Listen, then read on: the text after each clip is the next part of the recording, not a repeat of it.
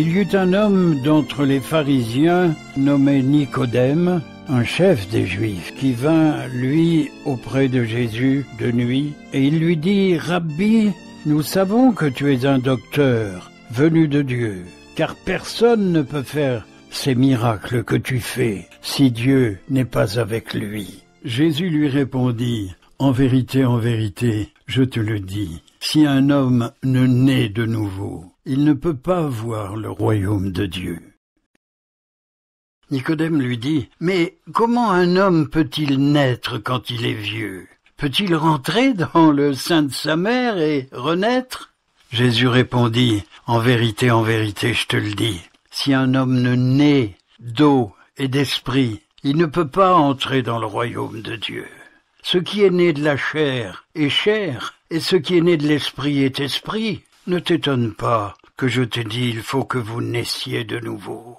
Le vent souffle où il veut, et tu entends le bruit, mais tu ne sais ni d'où il vient, ni où il va.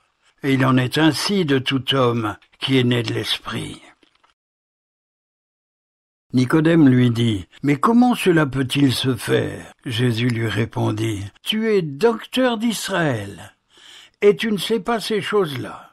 En vérité, je te le dis, nous disons ce que nous savons, et nous rendons témoignage de ce que nous avons vu, et vous ne recevez pas notre témoignage. Si vous ne croyez pas quand je vous ai parlé des choses terrestres, comment pourrez-vous croire quand je vous parlerai des choses du ciel?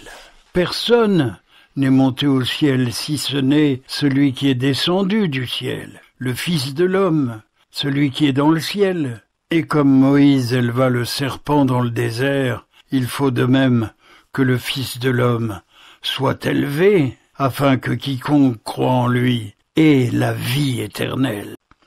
Car Dieu a tellement aimé le monde qu'il a donné son Fils unique, afin que quiconque croit en lui ne périsse pas, mais qu'il ait la vie éternelle. Dieu, en effet, n'a pas envoyé son Fils dans le monde pour qu'il juge le monde, mais pour que le monde soit sauvé par lui. Celui qui croit en lui n'est pas jugé, mais celui qui ne croit pas est déjà jugé, parce qu'il n'a pas cru au nom du Fils unique de Dieu.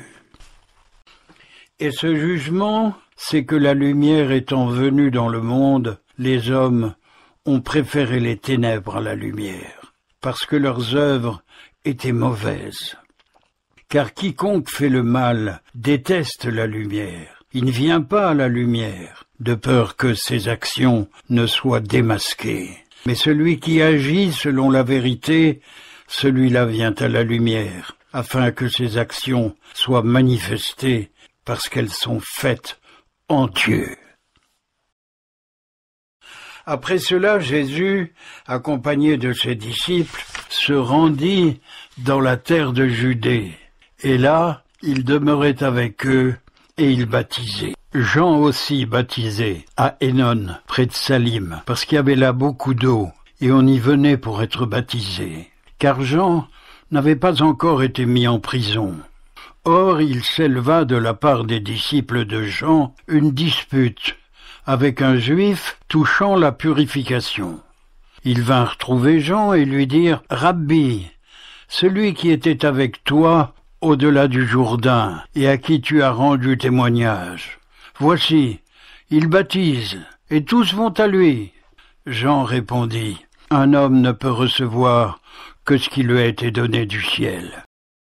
Vous-même, vous m'êtes mes témoins, que j'ai dit, je ne suis pas le Christ, mais j'ai été envoyé devant lui.